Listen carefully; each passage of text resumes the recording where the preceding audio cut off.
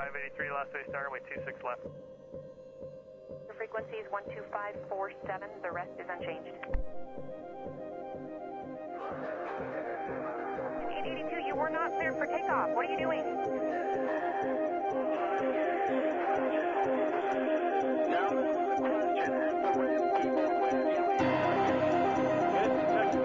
Working on it. 583 last day star, runway 26 left. Radio down. No radio.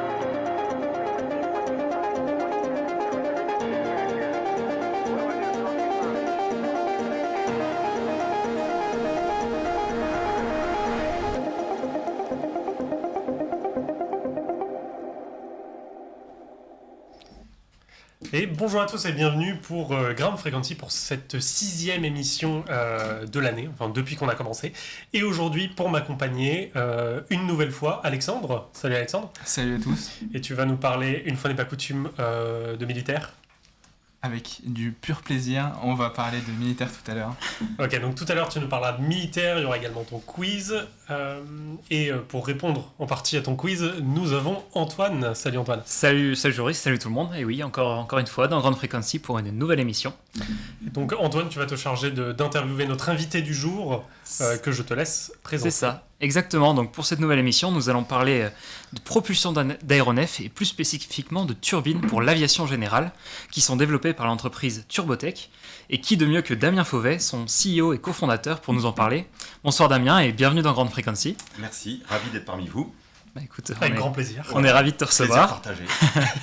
Donc en 2023, Turbotech et ses turbines innovantes pour l'aviation générale ont été sous le feu des projecteurs, avec des démonstrations en vol au mondial de l'ULM, une présence remarquée au Bourget aux côtés d'Elixir Aircraft, entre autres, et l'annonce des premiers essais à hydrogène dans le cadre du projet Biotifuel, avec des grands acteurs aéronautiques français. Pas mal pour une société industrielle en développement, on y reviendra. Donc voilà, j'ai un peu résumé cette année 2023. Est-ce que tu veux rajouter quelques mots, voilà, ce planning chargé en 2023 et vos ambitions pour 2024? Oui, bah effectivement, alors ça fait 6 ans maintenant qu'on travaille sur ce projet, alors officiellement, puisque la société existe depuis 6 ans, mais en fait on travaille depuis un peu plus de 15 ans sur le projet. On expliquera peut-être un peu la genèse tout à l'heure. Et oui, là on manage de beaux projets. D'ailleurs, il y a la suite du projet Biotifuel, le projet de moteur à hydrogène qui va certainement arriver. Donc je ne sais pas si vous avez vu, mais on a réussi à démarrer ce moteur à hydrogène à Vernon avec notre partenaire Safran, donc ce turbopropulseur qui utilise de l'hydrogène cryogénique, donc liquide, et c'est bien une des grandes innovations, on en parlera aussi peut-être après, sur la décarbonation. Qu'est-ce qu'il est réaliste d'anticiper, l'électrique, l'hydrogène, on entend parler de plein de choses. Voilà, nous, notre but chez Turbotech, je dirais, c'est d'essayer d'être pragmatique et d'en revenir à ce qu'il est physiquement possible de faire. Voilà. Donc on pourra aussi donner notre vision là-dessus et essayer d'éclairer un peu. On va parler de plein de choses. Voilà, c'est parfait. Certain. Moi j'ai hâte d'approfondir tous ces sujets et on va pouvoir développer tout ça, mais avant de l'interview de notre invité, on va revenir sur les faits marquants aéronautiques avec le presse de Joris. Un rapide petit tour des actualités. Alors, forcément, on va parler de certaines actualités en termes d'innovation dans l'interview, mais en dehors de ça, pas beaucoup de nouveautés marquantes là depuis ces 2 dernières semaines.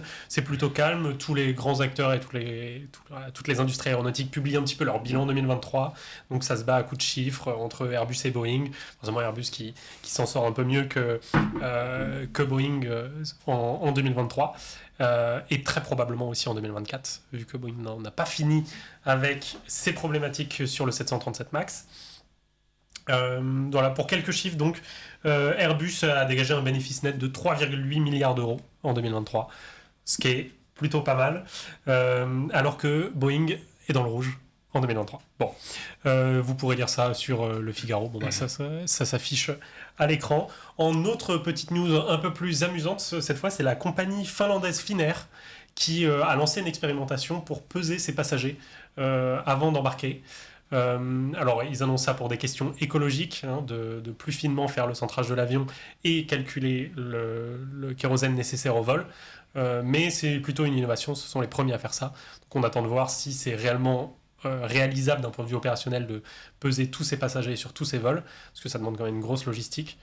Mais on attend de voir si d'autres compagnies vont suivre. Socialement aussi, voir si c'est accepté. Voilà, socialement, ça sera peut-être pas accepté par toutes les cultures aussi. Donc apparemment, les Finlandais sont plutôt permissifs de ce côté-là.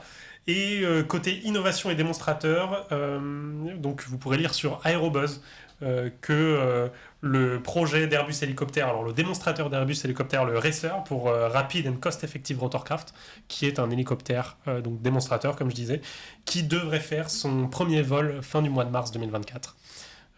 Donc voilà, ils sont en train de fignoler un petit peu les derniers développements, et vous pourrez lire plus de détails sur Aerobuzz, comme je le disais. C'est tout pour mes news. Retour au plus intéressant. À toi, Damien. Merci c'est parti. beaucoup. À toi l'honneur.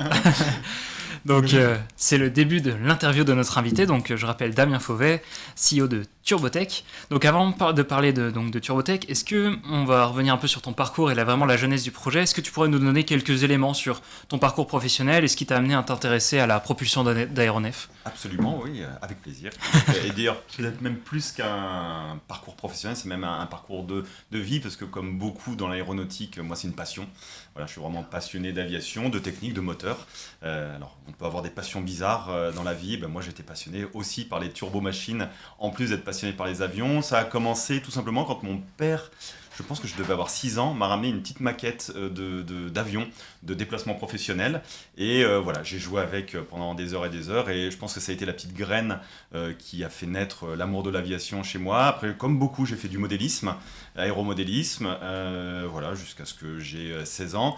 Et en parallèle de l'aéromodélisme, je commençais aussi à faire des petits réacteurs. Alors, mode de boîte de conserve au début qui marchait pas du tout. Puis après, au fur et à mesure, il y a les premières machines qui ont marché. Et voilà, et puis jusqu'à aller, je crois, quand j'avais 18 ans, à faire plutôt un gros réacteur qui faisait une trentaine de kilos de poussée, voilà, qui est resté à l'état de prototype, hein, c'était un peu just for fun. Et voilà, alors après, bah, effectivement, j'ai cherché, moi, à travailler dans l'aéronautique, puisque c'était ma passion. En parallèle, j'avais d'ailleurs, on en parlait tout à l'heure, passé mon brevet de pilote à l'âge de 17 ans. Donc je volais à Saint-Cyr. Et donc je suis rentré chez Safran, voilà, chez Safran Transmission Système maintenant. Transmission, ça s'appelait Hispano-Suiza, pardon, avant. Et du coup, c'est dans les boîtes d'engrenage, des transmissions de puissance sur le moteur CFM, et j'ai fait 18 ans là-bas. Voilà, ça conserve hein, de travailler chez Safran. Un beau parcours. Voilà, effectivement. Mais en parallèle, j'avais quand même toujours à cœur de développer, alors toujours cet amour de l'aviation, le pilotage, avion léger. J'ai retapé un petit avion, un Emeraude, un biplace des années 50, et je voulais aussi concevoir un peu le moteur de mes rêves, parce que voilà, les turbines c'était ma passion, mais je volais sur des avions à moteur à piston qui avaient pour la plupart 50 ans. Et j'ai commencé à me dire, mais pourquoi on ne trouve pas de turbine dans la petite aviation ? Eh ben, tout simplement pour des raisons de physique, hein, de loi de la physique. C'est tout simplement quand on essaie de mettre à l'échelle les technologies qui font qu'une turbine très puissante, de taille respectable, consomme peu en fin de compte, a un bon rendement, et ben on s'aperçoit que la mise à l'échelle de ces technologies n'est absolument pas possible pour passer de 100 000 chevaux, qui est peut-être la puissance d'un J90 ou d'un CF6 de Boeing 747 à 100 chevaux, qui est la puissance 100-150 chevaux d'un avion léger. Ces raffinements technologiques, compresseurs multi-étages ou refroidissement des aubes de turbine derrière la chambre, ne sont pas possibles à mettre en œuvre. Donc ce qui conduit à des petites turbines qui consomment énormément de carburant. Elles gardent certes plein d'avantages, fiabilité bien meilleure, un rapport poids-puissance absolument extraordinaire, mais quand on fait la mise à l'échelle d'une turbine, on ne peut pas mettre en œuvre les raffinements qui font qu'une grosse turbine est efficiente. Voilà, donc c'est la raison pour laquelle on ne trouve pas de petites turbines dans le monde aéronautique, et donc j'ai voulu commencer à travailler sur ce projet et trouver une solution pour amener les avantages de la turbine qu'on a dans les avions de ligne et qui apparaît dans les années 50 dans le monde de la petite aviation, de l'aviation légère ou encore peut-être de l'aviation générale. D'accord. Parce que oui, justement, c'est un des points importants. Tu es très lié à l'aviation générale, c'est vraiment une chose qui te tient à cœur, le réseau d'aéroclubs, notre maillage d'aérodromes, etc. C'est quelque chose. Tu avais envie de donner des outils pour tous ces avions. Ouais. Ok. Et petite question, du coup, tu nous as parlé de la petite turbine que tu avais fait étant plus jeune. Oui. Est-ce qu'il y a eu d'autres prototypes avant le lancement Oui, alors. Est-ce que c'est vraiment resté cette turbine de 30 kg qui marchait, ou est-ce que tu as continué t'as continué d'en faire un petit peu Donc ça n'avait pas vocation à être installé sur un avion léger, c'était voilà, un peu just for fun et pour la beauté du geste technologique. Après, oui, en parallèle de mon travail chez Safran, et c'est là où l'aventure a vraiment commencé, j'ai essayé de chercher une solution pour diminuer la consommation des turbines, et là, j'ai rien inventé. Il existe ce qu'on appelle depuis longtemps le cycle régénératif, mais qui n'est pas utilisé en aéronautique, c'est mettre un échangeur à l'arrière de la turbine pour récupérer la chaleur des gaz d'échappement et puis la recycler dans le moteur. Ça baisse énormément la consommation de carburant, Mais par contre, il faut faire un échangeur très compact et très léger, et puis surtout d'un coût de production compatible d'une commercialisation, si on veut le commercialiser. Bien sûr. Donc du coup, j'ai commencé à travailler sur ce concept-là, qui est utilisé dans le char d'assaut M1 Abrams, c'est des turbines à cycle régénératif, les gros bateaux, les centrales électriques. Mon papa, il travaillait chez EDF, donc voilà, et il y avait des centrales électriques à cycle régénératif. Voilà, les chiens font pas des chats, comme on dit. et voilà, et du coup, j'ai commencé à m'intéresser à cette technologie-là. J'ai vu qu'il y avait eu des essais depuis les années 50 de turbines plus ou moins puissantes à cycle régénératif, mais ça n'est jamais rentré en service. Parce que c'est quand même une technologie assez complexe, coûteuse à fabriquer. Et là, tout le défi, ça a été de commencer à travailler là-dessus. Et voilà, j'ai commencé à prendre mon petit bâton de pèlerin. Et à côté de mon travail chez Safran, le soir et le week-end, j'ai fabriqué un prototype de turbopropulseur cette fois, puisque un turboréacteur pur n'est absolument pas adapté aux faibles vitesses. Si on fait un peu, on va pas faire trop de physique, mais du rendement propulsif, voilà. Le turbopropulseur, c'est-à-dire une turbomachine qui entraîne une hélice, là, est pleinement adaptée à des aéronefs qui volent entre, on va dire, 100 et 400 km/h. Donc j'ai commencé à travailler sur un turbopropulseur, et notamment un turbopropulseur incluant ces échangeurs thermiques pour passer en cycle régénératif. Donc c'est ce que j'ai commencé à faire. J'en ai parlé à la machine à café de Safran à des collègues, comme quoi il se passe des choses parfois à la machine à café. C'est important. Et voilà, et tout à fait. Et ils ont dit, ah bah oui, ça serait sympa, on pourrait peut-être venir jouer avec toi le week-end. Et donc on a monté l'équipe un peu des cofondateurs de Turbotech qui a développé ce turbopropulseur qui faisait 70 chevaux, qui a très bien fonctionné. Et puis à un moment qui nous a permis d'aller voir Safran et puis de dire, regardez ce qu'on a fait. On a fait une machine à cycle régénératif assez performante, légère.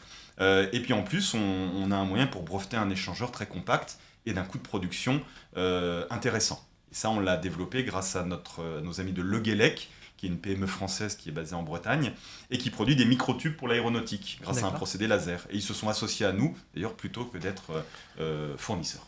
Ok. Voilà, Je vous pense avez la que genèse. le Guélec, on avait... Voilà, on avait Voilà, Breton. c'était... Voilà, D'accord, on Très a toute la intéressant. genèse. Et du coup, ce premier turbopropulseur de 70 chevaux, il y avait une application derrière? Alors non, Ou il juste un était pas, démonstrateur, c'était un proof of concept, Ouais. comme on dit. On a fait ce qu'on appelle un back-to-back. On l'a essayé avec et sans les échangeurs. Ça a permis de caractériser entièrement le gain des échangeurs, ce que ça amenait, de pondre nos premiers codes de calcul avec Jean-Michel Guimbard, là, qui était justement lui aussi à la SNECMA. qui était à la Safran, machine à café ouais. aussi. Et à la machine à café, D'accord. on travaillait ensemble, c'était mon client d'ailleurs, D'accord, voilà, ok. et maintenant on est associés. Et je ne devrais pas dire SNECMA, d'ailleurs il était chez Safran Aircraft Engine.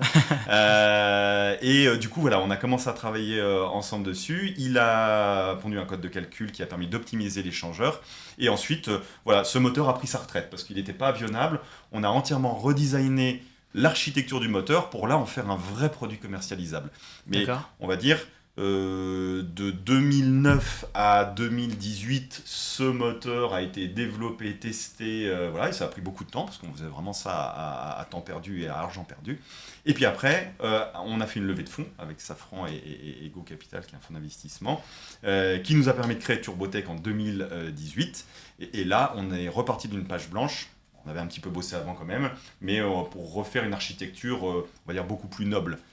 Là, le premier démonstrateur, c'était un turbocompresseur de dragster américain, pour lequel on avait greffé une chambre de combustion, des échangeurs, il y avait des tuyaux partout. C'était pas très beau, mais ça marchait très bien. Ok.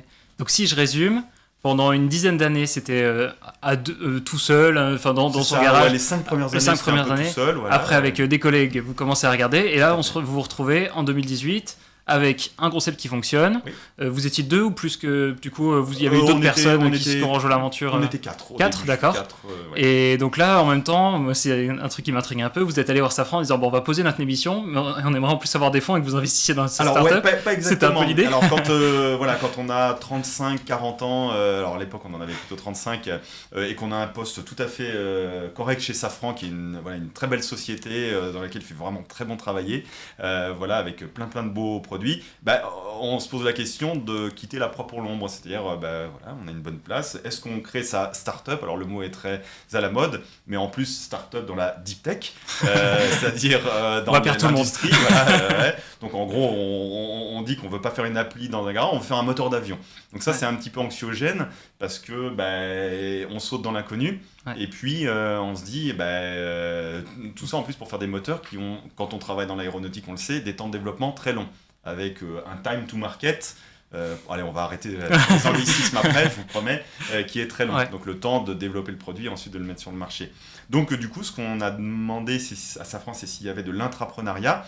Et c'était un process qui était en train de se mettre en place, mais qui n'existait pas. Donc l'intrapreneuriat, il y a un projet, il est proposé par salarié, mais par contre, on reste salarié D'accord. de l'entité, que ce soit Safran ou n'importe quelle autre société. Mais du coup, Safran possède les brevets à la fin. Oui, et Safran Ouais, détient tout, voilà. et le projet est industrialisé. Et ensuite, il y a un moment, au bout d'1 ou 2 ans, selon les process d'intrapreneuriat, ça passe dans le giron de la société qu'il a incubée, comme on dit. D'accord. Voilà. Donc ça n'existait pas vraiment chez Safran. Donc, par contre, Safran, avec beaucoup de bienveillance, parce qu'en plus on était un peu en dehors du scope, nous a dit on a Safran Corporate Venture qu'on vient de créer, qui est une filiale d'investissement dans les sociétés innovantes. Donc si effectivement vous posez votre démission, que vous quittez la société, que vous créez une entité et que vous trouvez un copain de jeu, alors ce qu'on appelle un copain de jeu, c'est que Safran c'était du Corporate Venture, et ce type d'entité a toujours vocation à co-investir aux D'accord. côtés d'un pur fonds d'investissement financier. Donc, moi j'ai tapé levée de fonds sur Google pour les nuls, je suis allé pris mon petit sac à dos et puis j'ai entamé une levée de fonds. Voilà, donc je suis allé voir les fonds d'investissement de la place parisienne. On avait une lettre d'amour de Safran qui disait que ce qu'on faisait c'était intéressant. Donc déjà ça nous a donné beaucoup de crédit. Après c'est la levée de fonds classique, on va voir 30, 20, puis ça se réduit à 20, puis 10, D'accord. et à la fin on se retrouve avec 2-3 fonds de capital risque. Et Go Capital a choisi d'investir aux côtés de Safran dans la société. Donc c'était public, on avait fait une levée de fonds de 3,2 millions d'euros en 2018, ce qui nous a permis de nous installer à 4 cofondateurs à Toussul-Noble, D'accord. et puis de débuter le développement vraiment du produit commercialisable. Ah, donc ça c'est bien. Non, pardon, vas-y, excuse-moi. Non, je me demandais, mais du coup, ça se passe comment une levée de fonds? Enfin, tu as tapé liste de fonds d'investissement sur Google. Alors oui, Tu connaissais du monde, non, c'est- pas du tout. Moi, j'étais complètement étranger à ce monde-là. Voilà. D'ailleurs, moi, j'ai une formation plutôt de technicien. J'ai un BTS électrotechnique à l'origine. J'ai passé un diplôme de cadre en interne chez Safran. Je suis plutôt un profil autodidacte. Voilà, d'ailleurs, j'étais le seul pas ingénieur au début dans l'aventure. Voilà. Et du coup, j'avais aucune notion, parce que je pense qu'en école d'ingénieur, on apprend quand même un petit peu en éco. Alors, je voyais ce que c'était. Non, pas trop. Non, pas plus que pas- ça. Voilà. Pas aller plus démarcher que- d'accord. des 3,2 millions d'euros, non. on a quelques notions, mais non, oui, vraiment principalement, j'ai essayé de me renseigner, de mettre du bon sens, de me renseigner auprès de Le Guellec, qui avait fait, pas des levées de fonds, mais qui avait fait ce qu'on appelle des LBO, c'est-à-dire qui avait repris le fonds, on va dire le gérant actuel de Le Guellec avait repris la société, donc ça se rapproche un peu de levée de fonds, donc on avait fait ce travail ensemble, et puis après, oui, il faut faire ce qu'on appelle un deck, c'est-à-dire une présentation détaillée, un business plan, s'intéresser à la finance. Après tout, c'est des mathématiques, c'est pas si loin de ça que la thermodynamique, un peu quand même. Voilà, par certains égards, c'est peut-être parfois plus simple. Voilà, mais donc oui, il a fallu faire toute cette démarche-là, et puis à croire que ça a été convaincant, parce qu'on a réussi à le faire. Super. Vous avez réussi, voilà, en découvrant. Il y avait vous étiez un petit peu entouré peut-être de personnes qui vous ont conseillé, ou c'est vraiment Oui, voilà, il y vous a avez beaucoup quand même. de personnes qui nous ont conseillé, Parce quand que- même, hein, bien évidemment. Enfin, mais- voilà, c'est pas mais du tout beaucoup la de science infuse. Mais beaucoup de feeling et beaucoup, enfin voilà, et Ouais. vraiment en croyant dans son projet. Voilà. Ça Et marche, d'ailleurs, les ouais. fonds, en général, ils investissent dans une équipe au rang 1, dans une technologie, bien sûr, dans un projet. Il faut que ça soit rentable à terme, mais ils investissent vraiment souvent dans une équipe en laquelle ils croient. Vous étiez 4 gars convaincants, apparemment. A priori, oui. Ok. Et tu parlais aussi du coup de business plan pour après vendre, enfin voilà, présenter. Oui. Comment ça se passait concrètement? Est-ce que tu as été démarcher des aéroclubs pour savoir, tiens, ça vous intéresserait d'avoir dans vos avions une turbine? Est-ce que tu as été voir des avionneurs? Comment est-ce que, entre passer de votre petit prototype de 70 chevaux à définir un petit peu le nouveau produit et aller le présenter à des investisseurs, comment ça s'est passé à ce moment-là? Alors oui, je trouve que c'est une très bonne question parce que ça définit bien aussi le mindset dans lequel on est. Et d'ailleurs, des fois, on fait des interventions chez Safran, chez les intrapreneurs, c'est-à-dire pour essayer d'éclairer un peu les gens. Ce qui est très important dans un projet, allez, je parlerai, c'est la minute start-up. Pour tous les start-upers, et puis c'est le monde, il est fait comme ça. Le monde est fait pour tourner avec des sociétés. La définition d'une société, c'est de créer de la valeur. Donc pour ça, il faut des clients. Nous, notre mindset chez Turbotech, c'est on ne veut pas être une usine à subventions, mais on en parlera après. On en a eu pas mal, beaucoup des subventions justement de la DGAC, du CORAC, mais à un moment, il va falloir switcher dans la vraie vie. Et la vraie vie, c'est quoi? C'est des clients qui payent des factures et où on est rentable. Bien sûr. Donc, la première chose qu'on a fait, on a mis sur le papier notre projet, et au salon de Friedrichshafen 2016, je crois, c'est-à-dire juste avant qu'on crée la société, on est allé voir nos clients actuels d'ailleurs, qui ne nous connaissaient pas du tout, les JMB, les Bristol, et on leur a dit, voilà messieurs, si un jour on vous pondait ce moteur-là, est-ce que ça vous intéresserait? 2, quel prix vous seriez prêt à le payer? Et puis 3, quelle quantité vous pourriez nous en acheter? Est-ce que vous pourriez nous éclairer sur ces perspectives? Donc on a fait en préalable à toute technique, tout ce que tu veux, il faut quand même, avant tout, quand tu crées une société, voir si le projet est viable. Bien sûr. Voilà. Donc, premier truc qu'on a fait, on a été voir nos futurs clients pour un peu pifométrer. Alors, ça se passe jamais une société comme c'était prévu. Donc, voilà, le prix de vente du moteur, il est plus élevé que ce qu'on avait annoncé au début. And so what, ça se passe quand même très bien et les clients les achètent. Voilà. Mais voilà, on a vraiment essayé d'éclairer un prix, des revenus, d'être pragmatique. D'être cartésien, de garder les pieds sur terre et d'être rêveur, oui, parce que pour créer une société, un projet comme ça, il faut être un peu rêveur, un petit peu fou quand même, sinon on ne le fait pas, mais quand même toujours de garder, je dirais le mot, c'est un bon pragmatisme, du pragmatisme économico-technique. Ok, Voilà. bah, c'est bien résumé, la stratégie, ça montre bien votre état d'esprit à ce moment-là. Et du coup, il y a une petite question à ce sujet, c'est quel a été le premier accueil? Est-ce que vous avez eu des réactions du type mais pourquoi, bah, c'est super, pourquoi est-ce que personne ne l'a jamais proposé avant vous? Est-ce qu'il y a eu des choses comme ça, de se dire, ça a l'air super, mais pourquoi est-ce que c'est pas arrivé plus tôt? Enfin, est-ce qu'il y avait cette interrogation de vous demander, bah, pourquoi est-ce que ça marcherait alors que personne ne l'a jamais proposé dans l'aviation légère? C'était là justement d'arriver à convaincre les gens qu'on avait une solution différente, parce qu'il y a eu plein, et en fait tout simplement des fois le fait de dire la vérité et d'éclairer les gens qui ne sont pas d'ailleurs du tout techniques parfois, parce que c'est souvent d'ailleurs les CEO des sociétés, des clients qui ont pris la décision un peu à l'affect. Mais oui, au début, alors il y a un peu deux attitudes, c'est oui c'est génial, faites-le et on l'achètera, ou mais comment c'est possible, ça peut pas marcher, c'est pas possible, les gens l'auraient fait avant, sinon. Et là, on essaye d'être justement très alors, convaincant, mais aussi rationnel, et de dire, ben voilà, ça n'a pas marché avant parce que ça, et nous, notre différenciant, c'est ça, et on compte bien y arriver en déployant tel et tel axe. Efficace. Voilà, et d'essayer d'être efficace, oui, tout à fait. Et la plupart des gens, en posant même pas des formules de physique, mais avec un peu de bon sens, comprennent que, ah oui, effectivement, avant, ça ne marchait pas parce que ça consommait trop, il n'y avait pas d'échangeur, et maintenant, c'est beaucoup plus viable. Eh ben, super. Bah, on a déjà commencé à un petit peu parler de cycle régénératif, d'échangeurs. Est-ce que tu pourrais nous parler un peu plus des produits actuels? Quelle a été la stratégie? Enfin voilà, tu parlais au début des 70 chevaux, après vous avez augmenté un petit peu en puissance pour les besoins des avionneurs. Voilà, quelles sont les briques technologiques? Un petit peu de donner plus de détails sur quels sont les produits actuels. Ouais. Il me semble que vous en avez deux un petit peu principaux. Deux produits, ouais, voilà. tout à fait. Donc si tu peux nous donner. Voilà, on avait un petit schéma pour bientôt, un petit schéma, l'image. Nous n'aurons plus de secret pour vous. Alors, en image 2, un petit schéma pour voir à quoi ressemble la technologie. Donc oui, effectivement, là on a parlé de cycle régénératif, c'est-à-dire on a développé une turbine avec un échangeur thermique. Ça c'est une première base d'une première brique, ce qu'on appelle techno. Donc c'est cette petite turbine assez simple avec un compresseur, un rouet de turbine, une chambre de combustion. Cet échangeur qu'on a enroulé à l'arrière de la turbine pour que ça soit très compact et léger, gagner en performance. Mais ensuite, à partir de ça, une fois qu'on a une petite turbine, qu'est-ce qu'on en fait?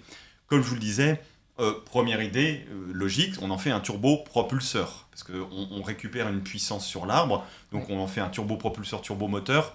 Les deux dénominations, quand est-ce qu'elles sont utilisées? On parle de turbopropulseur en général quand une turbine entraîne une hélice d'avion, et on parle de turbomoteur quand la turbine entraîne une boîte d'engrenage et un rotor d'hélicoptère. Voilà, c'est les deux nuances. Donc on a fait le premier turbopropulseur à cycle régénératif, alors commercialisable au monde, parce qu'il y a eu des essais avant, mais nous on commercialisé. Mais on ne s'est pas arrêté là. Une fois qu'on avait cette turbine et cet échangeur, au lieu de mettre une boîte d'engrenage qui entraîne une hélice, puisque la turbine tourne à 80 000 tours minute, petite précision, et qu'une hélice tourne en gros à 2500 tours minute sur un avion, faut mettre une boîte d'engrenage entre les deux. Donc au lieu de mettre une boîte d'engrenage à l'avant de la turbine, comme on parlait beaucoup de propulsion électrique, de batterie, de tout ce que vous voulez, eh bien on s'est dit on va faire de l'hybride, on va faire un turbo-générateur. Donc voilà, troisième mot. Donc qu'est-ce qu'un turbo-générateur? C'est une turbine qui entraîne un générateur électrique. Mais là où on a voulu justement amener un plus comme notre turbine avec l'échangeur sur un turbopropulseur. Mais on s'est dit, on va faire un turbogénérateur direct drive. La turbine tourne à 80 000 tours minute. On ne va pas mettre, un peu comme tout le monde, une boîte d'engrenage qui entraîne un générateur électrique à 6 000 tours minute ou je ne sais pas quelle vitesse. On va faire un seul arbre, et sur l'arbre de la turbine à 80 000 tours minute, on va mettre des aimants permanents pour faire une génératrice électrique qui est complètement mergée à la turbine. Pourquoi faire ça ?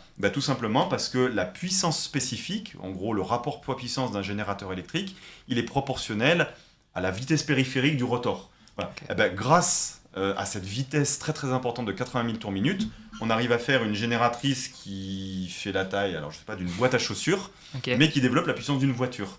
Parce que ça tourne à 80 000 tours minute et qui a un très bon rendement. Alors ça, sur le papier, c'est très beau, ça paraît assez aisé, mais par contre, ça nécessite de mettre en œuvre des technologies extrêmement pointues. Donc c'est ce sur quoi on travaille aussi depuis pas mal d'années, mettre au point ce turbogénérateur, où justement, ce générateur électrique qui est sur le même arbre, il n'y a qu'un seul arbre, qui porte les aimants, le compresseur, la turbine. Ce générateur électrique convertit la totalité de la puissance de la turbine en électricité, et ça, c'est destiné à complémenter les batteries, je ne dis pas les remplacer complètement, puisque pour nous, notre vision, et là je sais que c'est un débat qui peut être sans fin, mais nous, la batterie miracle qui va permettre de faire voler ne serait-ce qu'un DR400 pendant 2 heures en full électrique, pour moi, elle ne va pas exister avant plusieurs dizaines d'années. Il y a un certain monsieur Breguet qui a pondu une loi qui s'appelle la loi de Breguet un jour, qui fait le ratio entre le poids du fuel ou de l'énergie embarquée et le range d'un avion.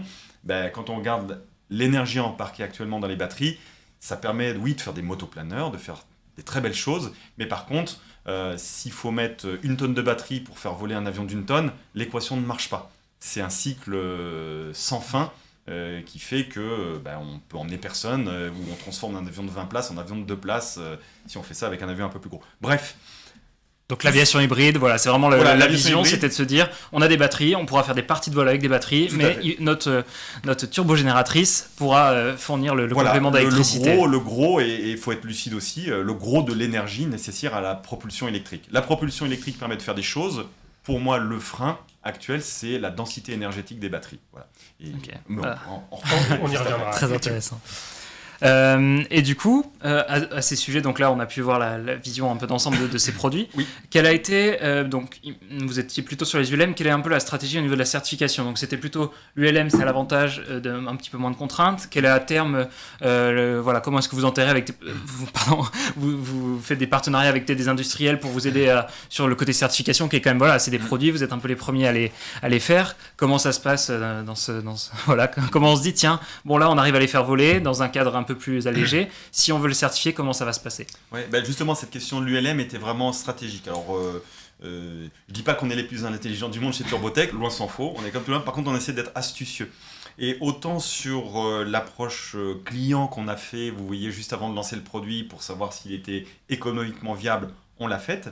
Après, on a essayé de bâtir une stratégie de comment limiter les coûts de développement. Parce qu'on vient du milieu du certifié, on vient d'un grand groupe où on sait ce que c'est les coûts d'une certif aussi. Et quelle était l'approche astucieuse, parce que je pense que c'est vraiment là un peu le mot, l'astuce, qui permet, oui, de développer une turbine. Et développer une turbine, quand vous dites ça dans le monde industriel, c'est des coûts énormes. Et puis, qui est-ce qui fabrique des turbines dans le monde ? C'est Pratt & Whitney, Safran, General Electric et quelques autres. Donc, que des petites boîtes. Que des petites PME, sans prétention. Donc, quand on dit ça, les coûts de développement sont énormes, de développement d'une turbine, c'est très long. Et après, il faut la mettre sur le marché et la faire voler dans des avions. C'est de se dire, on va essayer de ne pas reproduire les erreurs des autres. Ceux qui ont essayé de se lancer tout de suite sur le marché de la certif, je vous donne un exemple. Mettons qu'il faille 10 millions pour développer un moteur, en général, il faut à peu près 10 millions pour le certifier. Ça double les coûts de développement, certification, et ça double le coût de la mise sur le marché. Qu'est-ce qui est facile à pénétrer comme marché, qui ne nécessite pas de certification ou très peu, et puis qui va nous permettre d'aller vite et de ne payer en gros que les frais de développement technique ? C'est effectivement l'ULM. L'ULM est un superbe vecteur d'innovation, puisqu'effectivement, il a une réglementation qui est beaucoup plus légère que l'aviation certifiée. Donc notre choix, il s'est tout naturellement porté sur l'ULM. Alors certes, il ne faut pas s'en cacher, L'ULM, ça va du paramoteur jusqu'à l'ULM très haut de gamme, 3 axes comme le VL3 de JMB. Eh ben nous, oui, c'est une turbine, donc on a plutôt visé l'ULM haut de gamme parce que le coût de Bien notre sûr. produit ne nous permet pas pour le moment d'envisager on va dire des aéronefs avec un coût bas, enfin voilà, plus modeste. Donc on s'est dit, ben, allons viser ces marchés-là, ces gens-là, Bristol, JMB, Aerospool, toutes ces sociétés qui font des ULM 3 axes un peu performants, et mettons sur le marché, gagnons en maturité technologique, et à un moment, et d'ailleurs ce moment c'est maintenant, on va commencer à se poser la question de la certification. Alors il existe des petits billets pour commencer à certifier, soit on sort l'artillerie lourde et on fait un CS Engine tout de suite. Donc il faut un POA, un DOA pour ceux qui connaissent. Voilà, donc l'autorisation de produire, l'autorisation de concevoir. Il faut certifier la société, c'est très lourd, c'est ce que je disais. Il faut montrer patte blanche à beaucoup de Exactement, personnes, voilà, juste vraiment voilà. montrer Mais qu'on... c'est nécessaire, hein, c'est Ouais. ce qui fait qu'aujourd'hui un aéronef ou un moteur est fiable, c'est la stabilité des process industriels et puis c'est tout on va dire, ces processus et cette certification. Donc c'est pas du tout péjoratif. C'est un mal nécessaire si on veut faire, et le mot mal n'est pas utilisé à mauvais escient. On va dire, c'est nécessaire et c'est ce qui fait qu'on est passé dans les années 50 d'avions très peu fiables, à des aéronefs super. Mais chaque chose en son temps. C'est Exactement. dur de demander, enfin voilà, d'avoir tous les agréments, tout certifiés quand Dès le départ, voilà. on commence à monter en maturité sur un produit. Donc Tout à fait. Donc on a commencé par lui et là, on est en train de se poser effectivement et de poser les bases de la certification pour nos produits, turbopropulseurs et turbogénérateurs. On va peut-être le faire d'abord via ce qu'on appelle l'amendement 5 de la CS23, c'est-à-dire essayer de mettre un moteur qui lui-même n'a pas de CS Engine, n'est pas à proprement parler certifié standalone lui-même, mais il existe un dispositif pour les avions, ce qu'on appelle ELA1, c'est-à-dire 4 places et moins d'une tonne 2. Alors je vous dis tout ça de mémoire. Il est possible de mettre, si le moteur répond à certaines conditions techniques, d'installer ces moteurs dans des aéronefs certifiés. Donc c'est ce qu'on va quand même essayer de faire, par exemple avec Elixir Aircraft. D'accord. Notre moteur qui n'est pas encore fully certifié, on va le mettre dans un avion certifié et avec Elixir, on va essayer de certifier l'ensemble de l'aéronef avec ce moteur-là. D'accord. Voilà. Donc, Donc, une deuxième étape, après voilà. les ULM, commencer à entrer dans la certification en restant dans des Donc cadres. Voilà, on a c'est une peu image plus d'ailleurs léger. d'Elixir Aircraft au Bourget, l'image 4 pour la technique. Et Comme ça, on va pourquoi pouvoir le voir. ce partenariat avec Elixir, c'est parce qu'ils sont partenaires du projet Beautyfuel. Donc voilà, on travaille avec eux sur l'intégration de nos moteurs, mais aussi on travaille sur l'avion hydrogène. Donc la phase 2 du projet Beautyfuel, ça sera bien de faire voler un avion hydrogène Bien avec sûr. Elixir. Voilà. Ok. Pour revenir sur l'assertif, pour finir, on y va de façon incrémentale. C'est en crescendo dans la difficulté. On brûle pas les étapes voilà, et comme essaie ça, de- on est confiant dans chaque étape. Tout à fait. Ok. En lien avec la certification, j'ai encore une petite question sur un sujet que dans l'aéronautique on connaît beaucoup, c'est les essais. Oui. C'est vraiment important. Donc, quelle a été votre stratégie? Comment est-ce que vous passez des essais dans un garage Ouais. à vous dire, ok, donc là, on veut vraiment le mettre en vol, donc il va falloir qu'on arrive à tester. Comment ça se passe? Est-ce que vous avez fait des installations chez vous? Est-ce que vous avez dû demander, pareil, faire des partenariats pour développer les moyens de tester vos produits? Ouais. Voilà, vérifier qu'on a la puissance, vérifier tous les cas de panne, tout ce genre de choses, voilà. Alors oui, alors, ça peut être une longue histoire, je vais essayer d'être précis. Voilà, alors sur les essais, on vient d'aéronautique et l'adage en aéronautique c'est safety first. Donc oui, on fait un moteur pour avion léger, oui c'est une turbine non certifiée, mais notre plus grand hantise c'est de faire du mal à quelqu'un chez Turbotech. Donc qu'est-ce qu'on a fait? On a pris les critères de certification de la CS Engine, c'est-à-dire un CFM, une PT6, une Pratt & Whitney, enfin toute nouvelle turbine qui doit être certifiée, mais on est la première petite turbine au monde. Les turbines, ça commence à 400-500 chevaux dans l'aéronautique. On a pris ces critères-là et on se les a appliqués. C'est-à-dire qu'en gros, nos moteurs, on les a mis sur un banc et on leur applique ce qu'on appelle un bloc test 150 heures, que doit passer un réacteur d'avion de ligne. On applique un low cycle fatigue. En gros, on le fait démarrer, arrêter, parce qu'en fait, les démarrages-arrêts, ce qu'on appelle les cycles fatigue, au brillant société, vous pouvez sortir le mot fatigue oligocyclique, ça fait toujours bien. Donc, à chaque fois que vous démarrez, vous fatiguez le métal. Donc voilà, chaque démarrage-arrêt, c'est un coup de fatigue du moteur. C'est pour ça que les turbines ont des heures et des cycles. Donc on fait des moteurs, ce qu'on appelle de low cycle fatigue, de fatigue oligocyclique. Et puis on fait ce qu'on appelle les moteurs de vib survey. On vérifie en balayage vibratoire, on fait monter les moteurs tout lentement pour être sûr qu'ils passe chaque, alors on va pas faire trop technique, mode critique, surtout pour vérifier qu'il n'y a pas de mode critique. Donc en gros, on vérifie que chaque élément constituant la turbine ne va pas résonner et vibrer, et puis que l'aube du compresseur n'excite pas l'aube fixe qui est juste derrière, et puis au bout d'un moment fait éclater le moteur. Et on n'est pas plus intelligent que les autres, comme je vous disais, on a cassé des moteurs au début, au banc, justement sur de la fatigue, sur de la fatigue vibratoire. Voilà, pas de l'oligo cyclique. Donc ça, on l'a identifié. On nous a rassurés, les grands motoristes nous ont dit mais vous inquiétez pas, allez, une fois sur 3 tout le monde a ce genre de choses. On a mis tous les fixes en place et ça c'était il y a 4 ans et maintenant voilà, on a eu ces problèmes de genèse qu'ont eu certains moteurs et les plus grands les ont aussi. Et puis après effectivement on a développé nos propres bancs d'essai. Alors on a fait, oui, certes, une levée de fonds, mais on fait très attention aussi à nos deniers chez Turbotech. On essaie d'être rationnel et pragmatique. Aller se payer une chambre climatique au centre d'essai des propulseurs, c'est quasiment notre budget annuel de développement. D'accord. Voilà. Donc, on est un peu en mode start-up. Alors, on aime bien bricoler, tous autant qu'on est, CEO jusqu'à tout le monde chez Turbotech. On fait des calculs, mais on bricole. Alors, c'est pas péjoratif. On fait avec nos mains. Donc, on a développé nos propres bancs. Nos couplemètres, tout, pour mesurer la puissance de nos moteurs, mesurer les vibrations. On a développé tout un tas d'outils pour faire un vrai développement propre. Et d'ailleurs, on était assez contents quand on nous a dit ça, parce que quand les responsables des bureaux d'études de certaines entités de Safran sont venus, ou même les CEO de certaines antennes, nous ont dit vous êtes certes tout petit, mais vous pouvez dire que vous comptez presque parmi les motoristes mondiaux, parce que vous êtes un mini Safran Helicopter Engine, vous avez à peu près les mêmes... certes, on n'a pas les mêmes moyens, on n'a pas le même raffinement, ils font les choses de façon beaucoup plus précise que nous, mais on a les mêmes principes de test et les mêmes principes de conception, voilà, qu'on va retrouver. Avec en plus le côté débrouillard, où dès qu'il y a besoin de faire quelque chose, dès que vous avez besoin de quelque chose, vous avez la capacité de le faire en interne et de vous débrouiller. Donc ça, c'est vraiment intéressant. On a eu des problèmes et en 2 semaines, on a développé un outil qui nous a permis d'identifier le problème, de le résoudre, et tout simplement aussi parce que notre survie en dépend. Bien sûr, ok. Parce qu'il n'y a pas de budget non plus illimité. Et non, nous c'est... Nulle part il y a des budgets illimités, mais on a moins de budget que les gros et on a une fenêtre temporelle qui est un peu moins grande pour réussir. Okay. Voilà. C'est sûr. Bon, c'est très intéressant. Donc, peut-être avant de passer à la fin de l'interview, c'est peut-être le. Effectivement, on a encore plein de sujets à voir avec toi. On a évoqué biofuel, l'hydrogène. On a encore quelques questions. Mais peut-être d'abord, on va laisser la main à Alexandre qui commence à s'endormir doucement sur le coin de la table pour son quiz. Mais ça me fait plaisir, Joris. Donc aujourd'hui, nouveau quiz. Qui veut gagner un avion? Alors, non, pas d'avion à la clé, mais. Même pas une petite turbine. Même pas ceux-là. On les garde pour tout à l'heure.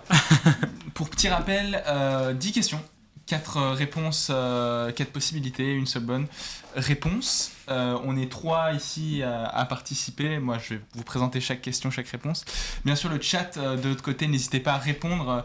Il y a un compteur de points normalement qui a été mis en place maintenant, désormais, même pour inclure notre fameux chat. Tout à fait. Si je ne me trompe pas.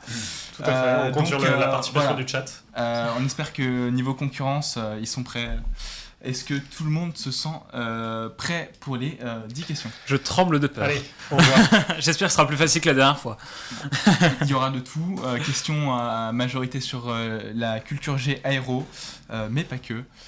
Donc, première question. Alors, si on peut avoir en plein écran. C'est la technique. Alors, super. Qui est le premier homme à traverser la Manche en avion et sans escale?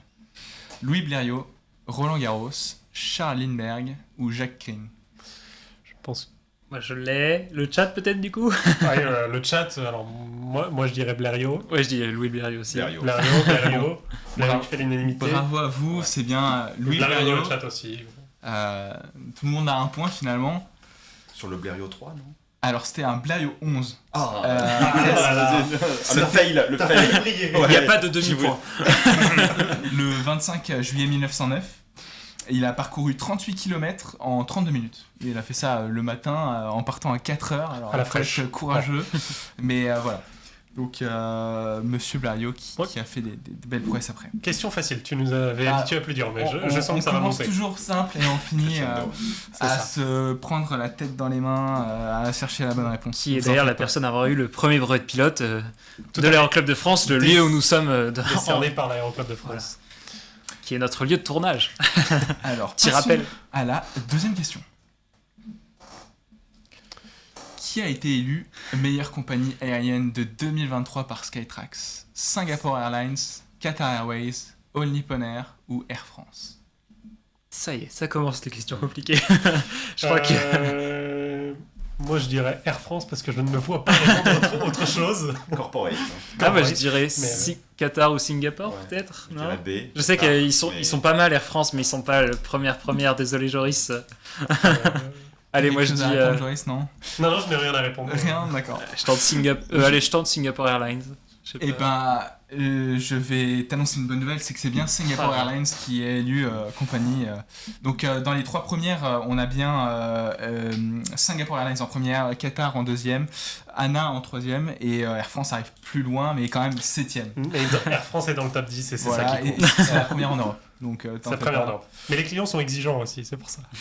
Remets la faute sur tes C'est clients. ça. C'est la faute du client. Troisième question. Quel est l'indicatif radio des hélicoptères de la sécurité civile? A. Libellule, B. Licorne, C. Dragon ou D. Magnum? Alors ça je sais parce que sur Instagram ils sont très actifs. Pour moi, c'est Dragon. C'est Dragon, ouais. Dragon. Dragon, ouais, Dragon. Et Dragon, c'est bien le chat, j'ai pas ça. regardé le chat, mince. Ah là là, Toujours actif. laissons la chance. Le chat nous avait dit Qatar pour la question d'avant. Bon, c'était aussi. Et ils ont rien dit pour l'instant. Donc vous avez tous les trois le point, mais le chat pas encore actif. Apparemment, voilà. Remettez-vous en place. Oh là Reprenez là. votre clavier entre Tu les mets la mains. pression.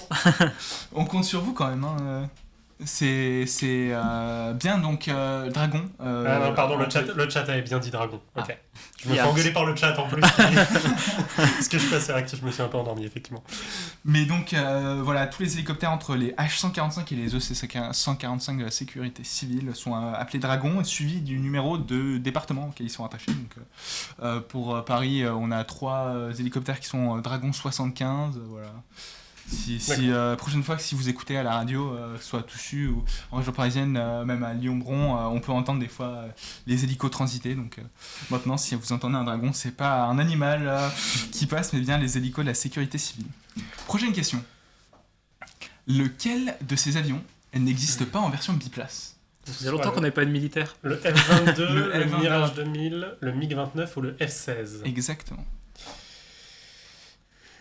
Est-ce que, Joris, t'aurais une piste? Ouais. Moi, alors Mirage 2000, biplace, ouais. Pour ma F-16, ouais. J'hésite entre F-22 et MiG-29, mais Damien, je miserais peut-être sur le Ouais. F-22. Je dis 22, moi Ouais, aussi, mais c'est quand même pas- vraiment pure chasse. Ouais. pas convaincu. Vous validez tous? Et Après, le je connais chat- moins les avions russes. Hein, Ah, le donc, chat nous dit F-22. C'est bien le F-22 qui n'a pas de version biplace. C'est Et les avions voilà. de nouveaux standards qui sont Tournée de points pour tout le monde. sur lesquels finalement la formation est réalisée entièrement sur simulateur de vol. C'est la même chose pour le F-35 qui n'a pas de version biplace. Pour le Mirage 2000, on peut voir les versions B, D et N par exemple en biplace. Le F-16D, que ce soit sur les différents blocs, et le MiG-29, on peut prendre la version UBM par exemple. Donc ces 3 appareils de génération 4 étaient bien des appareils qui possédaient des versions biplaces. Prochaine question. J'espère qu'il n'y a pas de test à la fin, j'ai pas retenu toutes les versions. Tu m'en voudras pas. Quel avion n'est pas disponible dans la version standard de Microsoft Flight Simulator 2020? Le Cessna 172, le Robin DR400, l'Airbus A320 Neo ou le Boeing 737 MAX? Est-ce que quelqu'un ici y a joué déjà? J'y ai joué, je le dis. Moi, je demanderais bien de l'aide à la technique, mais ils ont pas le droit. Je sais que j'ai testé le 320 Neo Ok. et le 172. C'est sûr. Donc il te reste que 2 possibilités. Alors, il n'y a Alors, pas de Robin. sachant que le studio qui a développé Flight Simulator 2020 est français et basé à Bordeaux, Ah. je miserais sur l'intégration du DR400 et pas du 737 MAX. Donc je dirais Ah ouais. c'est le 737 MAX qui est pas. Mais c'est vraiment juste par pure Tout le déduction. monde est de même avis ou il y a quelqu'un qui voudrait se tenter autre chose? Alors, Je c'est- prends la vie de Joris. Ouais, c'est pas très Flight Simulator. Allez, moi je tente, ils ont pas mis le Robin. Ok. Pas des J'essaye. Eh bien, c'était bien le 737 MAX Aïe, qui aïe. n'existe pas. Ils ont mis le 747-800. Mais non, pas de 737. C'est Ok. X-Plane qui s'occupe plutôt du 737 dans la version. Voilà, mais on peut retrouver le Robin d'Air400. Donc beaucoup de pilotes VFR étaient très contents de pouvoir découvrir leur maison en Super. DR400 sur le simulateur de vol. Survoler la maison en air, Et voilà. la base. Ok. Classique. Prochaine On question. revient à l'aviation générale. Toujours. Toujours. Niveau Ça, points, effectivement, tout le monde passe à 4 points. Une belle égalité. Bravo. Alors, le chat, on n'a peut-être pas vu, mais je pense qu'il avait. Et ils avaient tous dit 737 max, et puis voilà. Ils sont forts, ils sont forts. Ils sont très forts. Ils se rattrapent de tout à l'heure. Donc tu triches un peu, Joris, quand Il y même. en hein, t'as a qui une- disent vraiment le random, mais non, c'est vraiment de la déduction. Donc, s'il vous plaît, un peu de respect. Nouvelle question. Quel hélicoptère pilote Jean Reno dans le premier Mission Impossible? Est-ce Ah là que là. vous êtes prêts? Donc un Robinson R22, Sud Aviation SA340, donc la Gazelle, le 1000 Mi-2 ou le Hughes MD 520. C'est la version civile du C'est Little la Bird. D, je peux vous le dire. Ah, Celui qui rentre avec le TGV. dans le Exactement. tunnel et. C'est un MD 520. Exactement. Ah bon bah, Ouais, je crois que je vais suivre l'expert là. Ouais, je suis l'expert des écoles. Et c'est bien ça, Et quelle effectivement. turbine du coup? Alison 250 C20B, voyons. Il était pas vrai, Joris. Je me rattrape sur le Berrio. Non, Mais même, alors, non, Pas une hésitation. le chat nous a dit MD 520 aussi. Je rien dit. Et oui, c'est bien l'hélicoptère donc, qui est une dérivée de la version militaire qui est le Little Bird, qui était pas mal employé au Vietnam et puis qu'on peut voir aussi notamment dans Black Hawk Down. Voilà, D'accord. petite information comme ça. Qui finit en pas très bon état dans le film, Oui. d'ailleurs. S'il l'avait fait avec un Mi-2, il serait en bon état. Petite preuve. Prochaine question. On voit que Damien et le chat quand même prennent la tête hein, Ouais, là, ouais. Aïe, avec aïe. 5 points. Ah oui, disons. Qui parmi ces 4 astronautes n'a pas fait partie des 7 de Mercury? Alan Shepard, John Glenn, Edward Baldwin ou Donald Slayton? Alors, les Ouais. 7 de Mercury, c'est les 7 astronautes qui avaient été sélectionnés sur la première sélection pour finalement emmener l'homme dans l'espace par les Américains. Je connais pas la D. D'accord. Les autres, je connais leur nom. Ok. Ouais. Déjà. Après, peut-être qu'ils du coup, ils ont été sur une promotion après et on les connaît parce qu'ils étaient une promotion plus tard, tu vois. Non. Ah oui, non, mais Ouais, si, tu vois ce très que je veux dire. probable, très probable. Voilà. J'ai plutôt envie de dire on a quelqu'un de peut-être un qui connu était- qui est plus jeune, tu vois, en me disant, mais je connais pas, enfin, je les connais pas assez. Il n'y a pas Thomas Pesquet dans le lot. Ouais, ça, on aurait pu l'éliminer, mais. Allez, je tente la A, par ouais, pur je- hasard. Je reste sur la D. Je suis Joris. C'est là, vraiment. Vraiment, ouais. tu À veux défaut la sécurité, Et le chat, quoi. peut-être. Est-ce que le chat a une réponse? Le chat nous dit Edward Baldwin. Eh bien, le chat a bien raison. Aïe, aïe, aïe, Non, aïe, aïe. Les 3 premiers, donc Alan Shepard, c'est notamment le premier américain à être allé dans l'espace. Ah ouais. Donald Slayton, Dick Slayton, c'est celui qui Ah, est devenu Dick, le premier, devenu le premier chef des groupes astronautes. Ok. Donc il avait un Astronaute en problème. chef, quoi. Astronaute en chef, exactement. Enfin, chief astronaute, exactement. Il avait un problème de santé qui l'a empêché de voler. Donc c'est le seul sur les 7 finalement qui n'avait pas volé au début, mais il a pu se rattraper grâce aux missions des navettes spatiales plus tard. Sachant que Edward Baldwin, c'est un personnage tiré de For All Mankind, qui n'a pas existé. On a Mais- du détail, là. Son nom me disait quelque chose, en fait. Et bah, c'est que t'as très bon sériephile, Joris. Donc voilà. Prochaine question. On a le chat qui passe en tête. Aïe, Ah, aïe, aïe, ça va être dur. Effectivement. Là, on commence à toucher un secteur assez corsé. Lequel de ces avions n'apparaît pas dans Top Gun? Le F-14 Tomcat, le A-7 Corsair 2, le A-6 Intruder ou le E2 Hawkeye? Moi, je dis la C, Assis Intruder. Ouais, j'aurais dit pareil. Parce que le Corsair, c'est dans le dernier, c'est son avion, c'est même l'avion de Tom Cruise, non? Le corps. Non, c'est Non, un c'est un- F-18. Non, mais je veux dire Non, le mais- sien, celui qui tout à fait. possède. Ah non, C'est il a un Mustang. Il a un C'est Mustang? 51 Ah, c'est pas un. Mustang. Je pensais C'est qu'il avait un. Mustang qui est là, ouais. Ouais. Est-ce que Ah, Et du le coup, A7, c'est la version jet Ah, ok. embarquée avec Ok, la calage variable. ok, Donc moi je dirais on voit pas de A6. ok. Joris, dans est-ce Top que Gun. On parle de Top Gun 1 ou 2? on parle de Top Des- Gun 1? De Top Gun 1, d'accord. Ouais. Ah. Donc c'est la A6 je pense. Moi, Dans j'aurais ce dit- cas-là- Intruder. Moi, je me range du côté de Damien. Ok. Est-ce que Et le chat Le chat a une idée parce que cette question est Le pointilleuse. chat, Je Ah, pense. ça veut dire qu'on a faux. Attends. Cette question est pointilleuse. Le chat nous dit une fois A6, une fois A7. Faut se décider le chat. La première réponse, ça a été A6. Donc le chat reste sur A6. Ok. Allez. Bah, personne n'aura le point. C'était le E2 Hawkeye. Comment t'es fier. Effectivement, Ah ouais tout le monde, pour ceux qui ont vu Top Gun Maverick, on le voit bien dans le deuxième Oui, opus. on le voit dans le 2. Mais Euh, t'avais pas précisé aussi, c'était un peu piégeux. Il n'y avait pas écrit Top Gun Ouais. Maverick. Après, je dirais que Non, mais l'univers Top Gun, c'est bon. Ok. mais non, effectivement, c'est bien le E2 Hawkeye. Les 3 premiers peuvent être aperçus. Bon, le F-14 Tomcat, sous sa version A, c'est l'avion qu'on voit tout au long du film, piloté par Tom Cruise, Val Kilmer. Le A7 Corsair et le A6 Intruder, ils peuvent tous les deux être vus dans les scènes d'introduction qui étaient réalisées sur l'USS pointu, hein. Enterprise. Dans 0,3 secondes. un 6, Si le générique de fin, Voilà. on voit. Quand tu l'as vu 100 fois, Voilà. les 0,3 secondes, t'as eu le temps de le voir.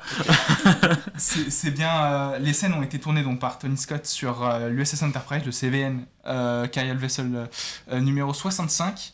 Et donc à l'époque étaient embarqués dessus des équipages sur A7 Corsair et sur A6. Enfin, l'A6 Intruder, c'était notamment l'avion qu'ils ont utilisé pour faire toutes les images aériennes. Mais, D'accord. Incroyable. Trop de précision, Alexandre. je sais, désolé. Prochaine question. On commence à arriver sur l'avant-dernière question. Du Concorde, ça je connais. Je suis pas C'était sûr, vas-y. laquelle de ces affirmations sur le Concorde est vraie? Il a déjà dépassé Mach 3. Il a effectué son premier vol le 2 mars 1969. Son fuselage peut s'étirer de plus de 50 cm. Ou il existe une version bimoteur. Si. Ouais, je crois que je sais que le fuselage peut s'étirer après ce que c'était 50 cm. Je crois que ouais, c'était vraiment, il y a une grosse dilatation thermique et ça allait au-delà. Ouais. 50, 50, ça me paraît ok. Alors, 50, ça paraît ok. Moi, je dirais la C. La B, c'est pas la bonne date. Ouais. Ouais, c'est le bon année. Version Bonne bimoteur, année, mais pas la bonne Mais pas la date. bonne date. version bimoteur, j'y crois Non. pas. Version bimoteur serait un peu léger. Alors, ça sera un mauvais jeu de mots sur le crash, mais si le volet en bimoteur, il marche pas bien. Il en est capable. Ouais. Pas bien. Il n'a pas volé en bimoteur, il a chuté en bimoteur. Ouais. Malheureusement. Ouais. Donc, moi, je dirais la C aussi. Et ouais, ça m'étonnerait qu'il ait dépassé Mach 3, sauf incident technique. Quoi. Ok, et est-ce qu'il y a des réponses du chat? A, B, C, D. C'est... Non, Désolé, le chat, non, on va pas la peut-être- B. Mais la toute première réponse du chat, c'est A. La D, non, pardon, non, c'est votre ultime bafouille. Bon, Bon, allez, c'est la A, c'est la A. fin du suspense. Bon, c'était la B. Fallait pas aller chercher trop loin. C'était la Ah date. Il a volé en 2 mars 69. C'était pas juillet Ah non, t'es sûr que c'est le 2 mars oui. D'accord, oui, je te pardon. crois. Moi, je vérifierai quand même. Ouais, t'inquiète pas. Non, Euh, juillet, c'était c'était de la Lario. Lune. Pardon, tu m'as mis le doute d'un Attends, coup. Juillet, c'était de Lario. oui, bah 69. Ah non, bah Non, 1900. mais juillet 69, c'était premier Apollo. vol sur la Lune. Ouais. Voilà, Ouais. c'est ça. J'ai Tout confondu. recommence à rentrer dans les cases. C'est ça. Non, effectivement, il a jamais dépassé Mach 3. Sa vitesse max, c'était Mach 2,23. Sachant qu'il en croisière, il volait à Mach 2,02. Il a pu s'étirer, donc comme tu l'expliquais, avec la dilatation thermique, il s'étirait, mais pas de 50 cm, que de 25 cm, et encore ça c'était vraiment le max, en général c'était autour des Et 10, 25 15. cm des deux côtés, non Ça Euh. fait 50. J'essaye. T'es mauvais perdant. Et puis il n'existe pas en version bimoteur, c'est bien les 4 moteurs Olympus de Rolls et Safran, enfin Snecman à l'époque. Et puis on va finir avec cette dernière question. Ça fait voir sur la date. Ok, vas-y. Combien d'hélicoptères Tigre peut-on mettre au maximum dans une soute d'A400M? Je crois que c'est 2. Donc il y a 1, 2, 3 ou 4. Je crois qu'ils arrivent à en caser 2, mais. Je dirais 2 aussi. J'arrive pas à me rendre compte de la taille d'un Enfin, tigre genre, et t'en de la taille mets- de la soute d'un Enfin voilà, Alexandre. tu les mets comme ça et ça passe, mais tu vas dois pas en mettre Alexandre. un l'un au-dessus de l'autre. 2, 3 avec de l'élan, peut-être. Et le chat, peut-être. Le chat. Ouais, je vais dire 2, et le chat, à la première réponse du chat, c'est 1. Bon. De Goelis Après, des 57, tigres. tu vas peut-être faire plonger le chat. Attends, les tigres quand même. Ouais, je vois, tigres. franchement. Ça non. dépend s'ils sont bien dressés ou pas. Oh mon dieu. Et celle-là, on la garde.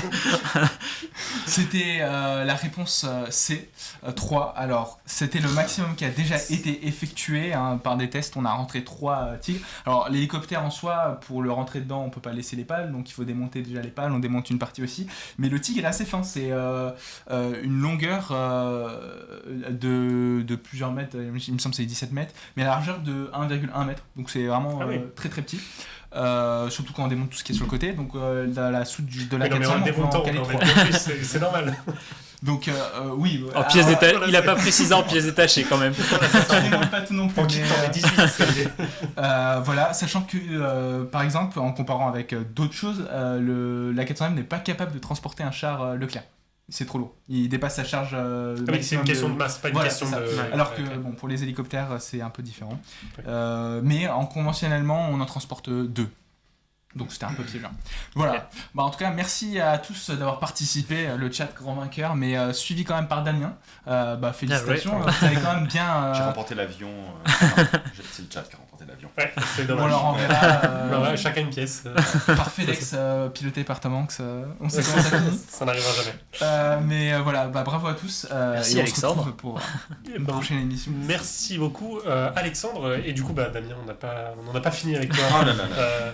Après ce petit Ouais. quiz. Antoine, je te laisse. Retour de l'interview. Retour de l'interview, c'est Donc ça. on était resté un petit peu sur les produits, sur comment est-ce que vous les avez testés, etc. Donc là j'aimerais bien qu'on voit un petit peu les projets de recherche et la vision un petit peu plus long terme de Turbotech. Donc tu as parlé un petit peu de Beautyfuel. On va parler un peu plus de carburant en général. Donc est-ce qu'il y a des compatibilités par exemple avec les SAF, puis avec l'hydrogène d'abord plutôt gazeux, puis liquide. Enfin voilà, comment est-ce que ce projet nous en dit un petit peu plus et les différentes contraintes qu'on peut avoir à ça et les gros avec ça et les gros défis technologiques à relever.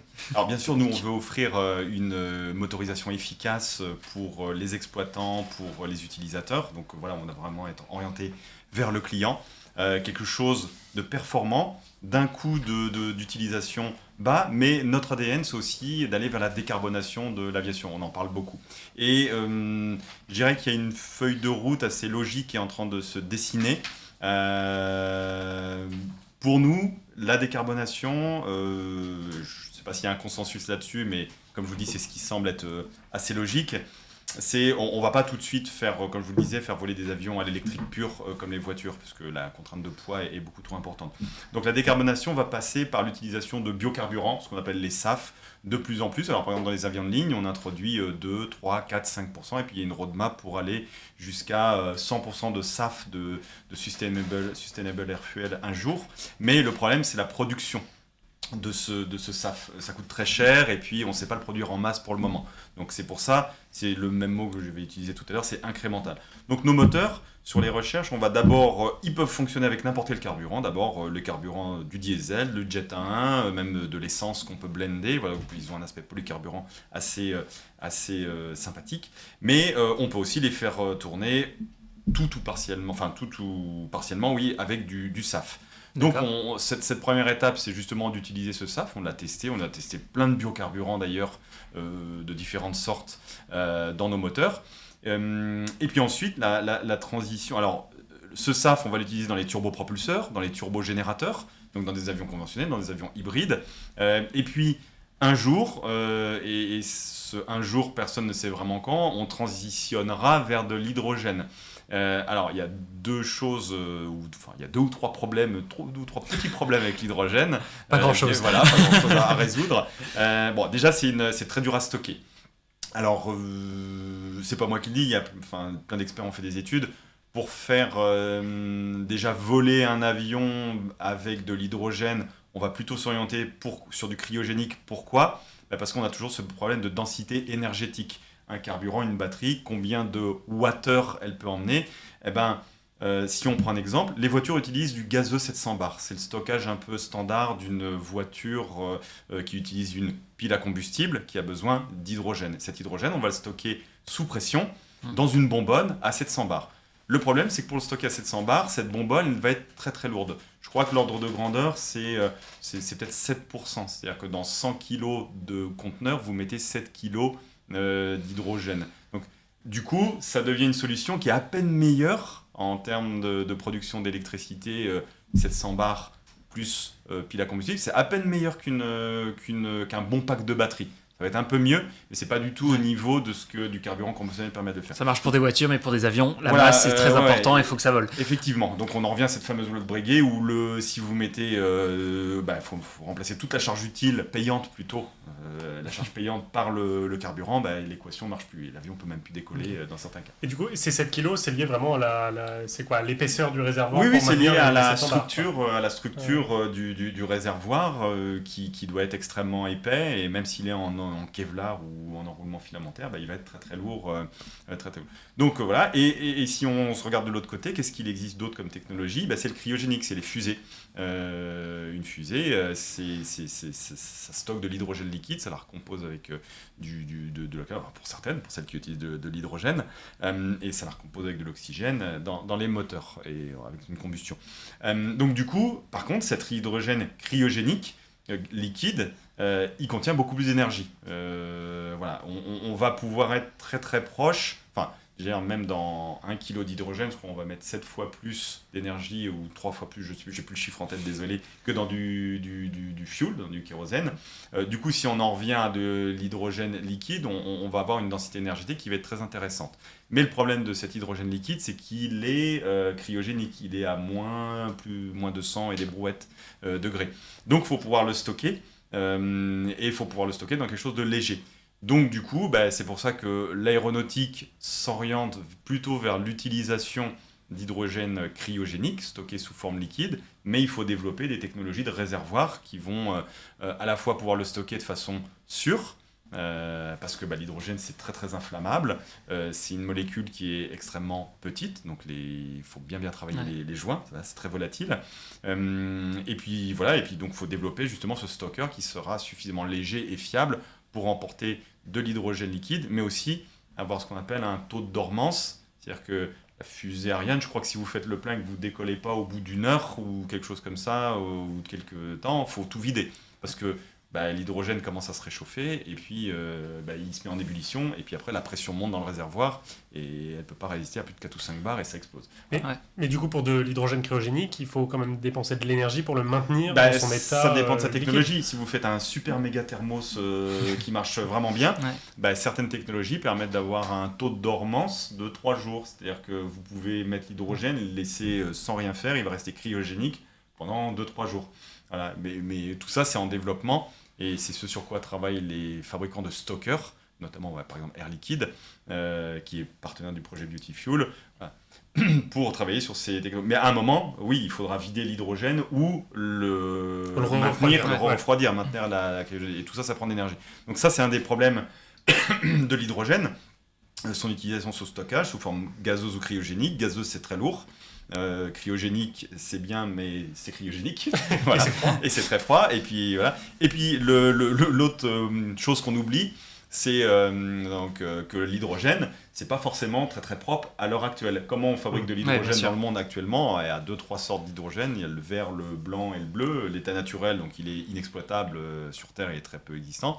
Le blanc, c'est celui qu'on fabriquerait, ou le vert plutôt, c'est celui qu'on fabriquerait à partir d'énergies renouvelables, éoliennes qui font de l'électrolyse ou ce genre de choses. Mais le problème, c'est que je crois que plus de 90% de l'hydrogène mondial, c'est du craquage de l'hydrocarbure. Donc on prend de l'hydrocarbure, on met plein d'énergie pour craquer la molécule et récupérer dans le hydrocarbure l'hydrogène. Et voilà, donc je vais être vulgaire, mais l'hydrogène, pour le moment, c'est un peu dégueulasse. Après, du coup, c'est un petit... On pollue pas à l'endroit où on le brûle, mais par contre, on pollue bien un max au global. Donc, en attendant d'avoir un monde, une Terre qui produit de l'hydrogène vert en masse, il va se passer un peu de temps. Voilà. Est-ce que c'est dans 15, 20 ans? Je ne sais pas le dire, il faut que le monde fasse sa transition énergétique, mais tout ça pour dire que l'intérêt de notre technologie, c'est qu'elle est agnostique à peu près vis-à-vis du carburant. Elle marche là maintenant au Jet A1, elle marche là maintenant au SAF, au biocarburant, et elle marche là maintenant avec de l'hydrogène. Donc vous n'aurez pas à complètement réinventer votre avion dans 10, 15 ou 20 ans quand vous voudrez passer du Jet A1 ou du SAF maintenant à l'hydrogène quand ça sera disponible en masse. Donc c'est tout l'intérêt justement de la combustion dans une turbine de l'hydrogène, c'est que en modifiant 2-3 choses dans le moteur, nous on a modifié quasiment que les injecteurs et puis tous les systèmes périphériques, mais la chambre de combustion reste très très semblable à celle du moteur d'origine. Voilà. On arrive à avoir justement toujours cette technologie incrémentale qui permet de transitionner doucement un jour du Jet A1 SAF et hydrogène. Ok, bah, Donc ça c'est le développement sur l'hydrogène.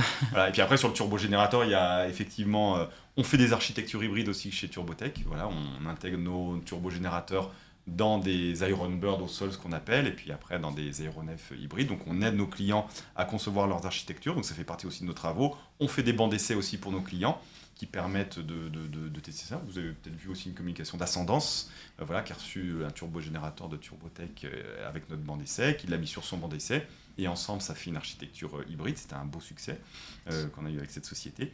Voilà. Et puis on va travailler à des moteurs plus puissants. Il y a des sociétés qui viennent nous voir pour nous dire ce que vous faites à 150 chevaux en certifié, nous on voudrait bien un 250 voire un 400 chevaux pour des applications voilà, avions légers haut de gamme, ou du drone aussi, ou ce genre de choses. Donc voilà, nos axes de développement, c'est vraiment l'hybridation, série avec le turbogénérateur, et un peu parallèle, ce qu'on appelle avec le turbopropulseur. Ouais. On a un petit booster électrique au décollage aussi sur le turbopropulseur qui permettra de donner un peu de pêche. De faire des STC aussi, développer des kits de rétrofit pour des avions existants. Voilà, et puis après développer des moteurs plus puissants. C'est un peu notre roadmap de développement. Belle vision à long terme, et ça laisse voilà. plein d'opportunités. Et donc tout ça, une petite dernière question, faut revenir un petit peu sur le projet.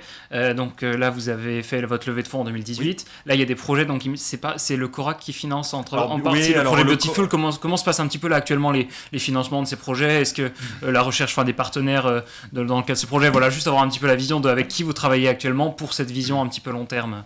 Nous, pour revenir, c'est pas un secret, le Corac et la DGAC, et d'ailleurs on les remercie s'ils nous regardent, sans doute pas. Probablement. Voilà. Le Corac nous a financé non seulement le développement d'une partie du turbopropulseur, du turbogénérateur, avec la région Île-de-France aussi, en complément de la levée de fonds, mais également, comme ça s'est plutôt bien passé ce développement-là, ils ont décidé de financer ce projet Beautifuel.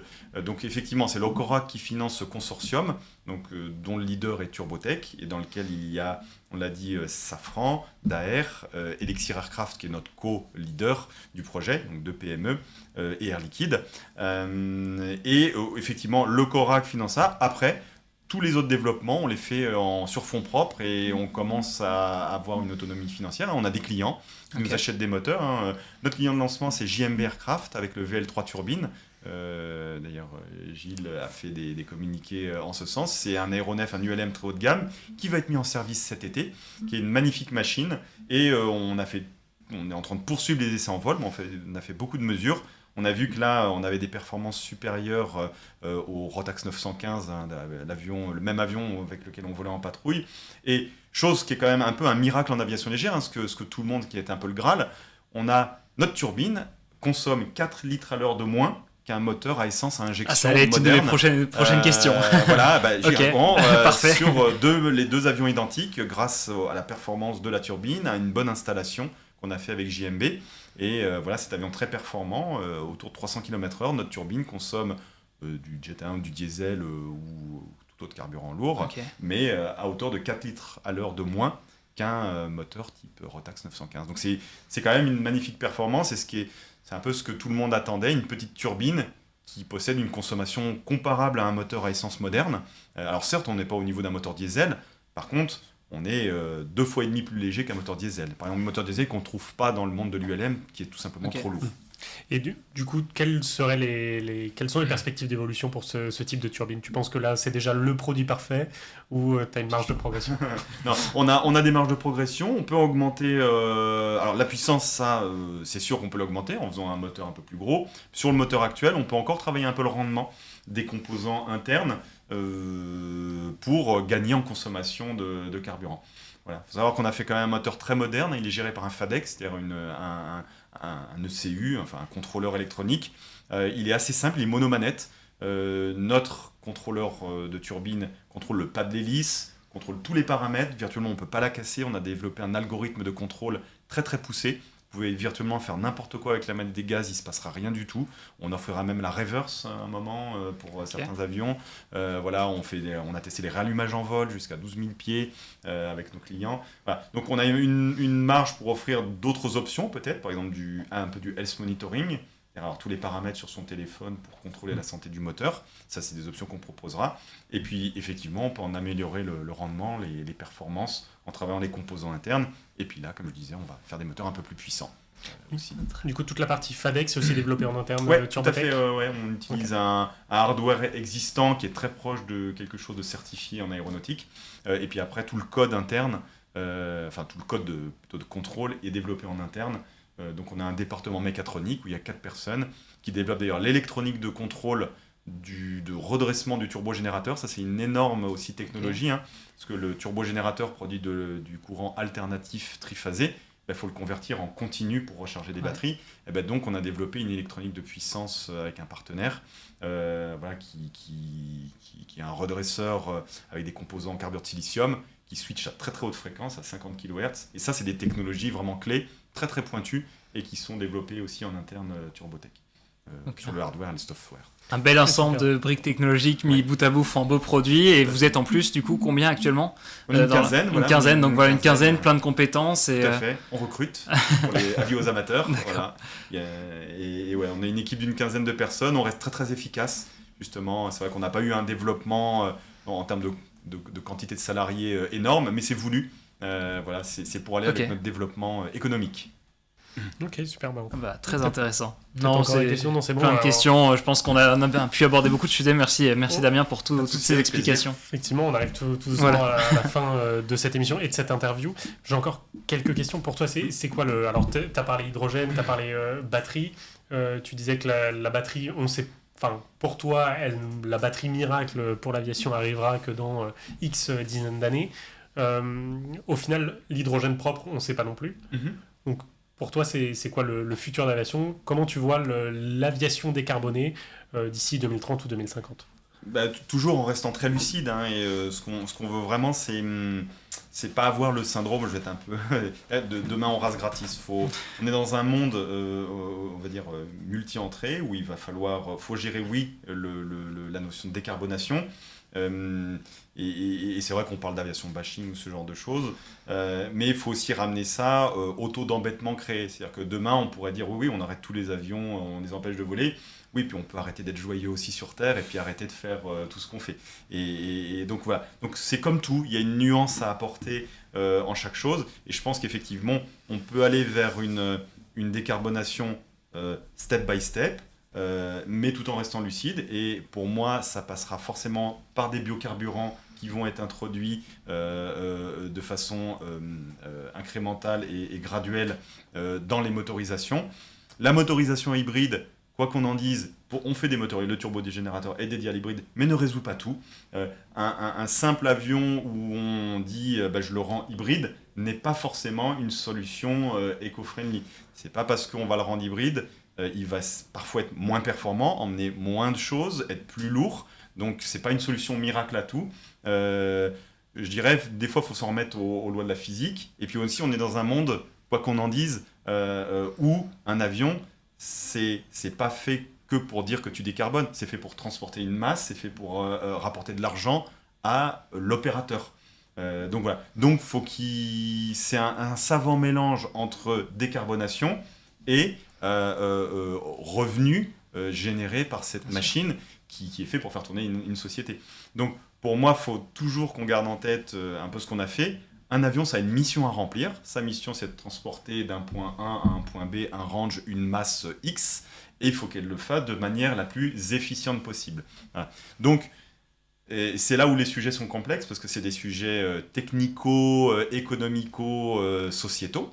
Donc faut décarboner, oui, mais il faut décarboner de manière intelligente et de manière sensée. Donc moi, ma vision, c'est que ça va passer, comme je vous disais, par du biocarburant. Les batteries vont peut-être effectivement un jour monter en densité énergétique, mais pour moi, c'est pas avant très longtemps. Et puis, ça va venir complémenter dans de l'hybridation. Et l'hybridation ne sera pas la solution à tout. L'arbre d'hélice, c'est un rendement de 1. Quand tu fais de l'hybride, tu passes de chimique à thermique à électrique, puis à mécanique. Il y a une perte en ligne. Et voilà, il faut voir comment on la gère. C'est pour ça que l'hybride n'est pas une réponse à tout. Voilà. Et puis après, effectivement, quand l'hydrogène arrivera dans un certain temps, ça sera peut-être certainement une très bonne solution, mais il y a toutes les problématiques techniques à gérer.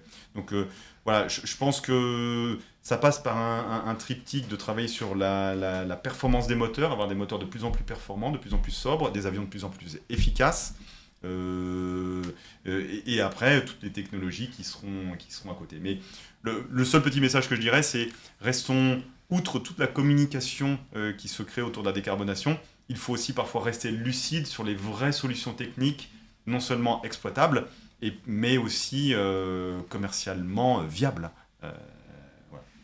Ok. Gardons les pieds sur terre, même si on fait Très de l'avion. intéressant. Non mais Super.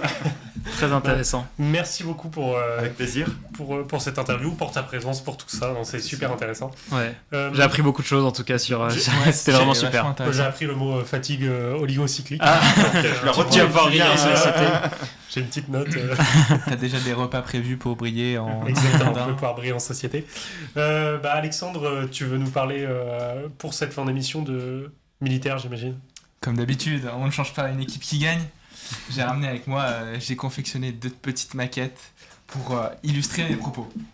Aujourd'hui, on engage les hostilités. On passe le pas, on monte à bord d'un avion de chasse, on démarre le moteur, on part. On va dire qu'on est en Mirage 2000. Au hasard. On est en mission de permanence opérationnelle, de quoi faire écho à la première chronique. On est armé, on va venir intercepter un avion, notre avion rouge qui est en ingress, donc qui vient sur notre territoire, empiéter sur notre territoire. On n'a pas d'informations sur qui c'est, quelles sont ses intentions. On va venir l'intercepter. On n'a pas la possibilité de l'accrocher, d'avoir une identification visuelle, il fait pas beau, on va dire. On est donc dans le scénario de Top Gun. On vient chercher à intercepter un avion inconnu, hostile, potentiellement hostile. Et on s'aperçoit au merge, au rassemblement, qu'il part avec des intentions hostiles sur nous. Donc, un peu comme les scénarios des Chevaliers du Ciel. Ce scénario va nous amener sur un dogfight, amener sur du combat aérien au canon, portée assez courte. Mais c'est pas exactement comme dans Top Gun. On va avoir des distances bien plus grosses et on va encaisser du facteur de charge. Mais que fait un pilote, grosso modo, au combat aérien? Qu'est-ce qu'on lui apprend? Qu'est-ce qui s'applique? Je vais vous donner les informations et quelques tips pour finalement devenir un peu comme Maverick. Si jamais, On a hâte. si jamais tu te fais intercepter, Joris, tu pourras tenter un jour. Petit disclaimer à ne pas reproduire, réalisé par des professionnels. Voilà. Et ne pas faire en Robin DR 400. Même avec une turbine. Pas sûr que tu passes les 4G. Le combat aérien, déjà, il prend ses origines lors de la Première Guerre mondiale, quand il devient nécessaire d'abattre des avions ennemis, donc que ce soit des avions de reconnaissance ou des bombardiers. On vient donc armer nos avions de mitrailleuses, puis plus tard ce sera des canons. Il est aussi appelé combat tournoyant, le dogfight, combat de chien, c'est tout simplement on part contre notre adversaire et on vient tourner pour se mettre en position, donc pointer son nez et ses canons sur l'adversaire, avoir une position de tir optimale. Donc finalement dogfight, parce que c'est comme 2 chiens qui se courent après et qui se tournent pour s'attraper et se mordre chacun, on va dire ça comme ça. Donc grosso modo, chacun tourne l'un autour de l'autre.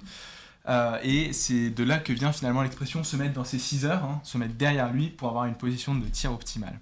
Aujourd'hui, on parle d'ACM pour Air Combat Maneuvering, donc un peu d'anglicisme, désolé, mais on applique ça un peu quand même souvent dans notre aviation, surtout dans le cadre d'alliances comme l'OTAN, pour pouvoir avoir de l'opérabilité. L'ACM, c'est les techniques, la tactique qui est enseignée pour le combat aérien rapproché, donc le combat guns only par exemple, ou avec des missiles type Fox 2, donc infrarouge plutôt courte portée. Pour ces manœuvres-là, il existe 2 grosses familles, 2 gros types de BFM, Basic Flight Maneuvers. On a le One Circle Fight qui consiste à venir donc au merge, au croisement de nos adversaires, on vient venir tourner, faire des ciseaux, c'est-à-dire qu'on va tourner dans des directions opposées. Donc s'il y en a un qui part virage gauche, virage gauche, l'autre part virage droit. Et là, la manœuvrabilité, la gestion de l'énergie est primordiale afin de pouvoir se mettre en bonne position et surtout ne pas se retrouver avec un tir. Donc ça, c'est la première phase, One Circle Fight, et la deuxième, c'est le Two Circle Fight. On garde un ou deux cercles, et là, c'est les deux qui tournent dans le même sens. Donc on va venir chacun au merge partir et faire en sorte qu'on tourne. Alors dans le plan vertical, horizontal, les deux existent, ça dépend de la puissance installée, mais tourner pour réussir encore à avoir l'ascendant sur l'ennemi.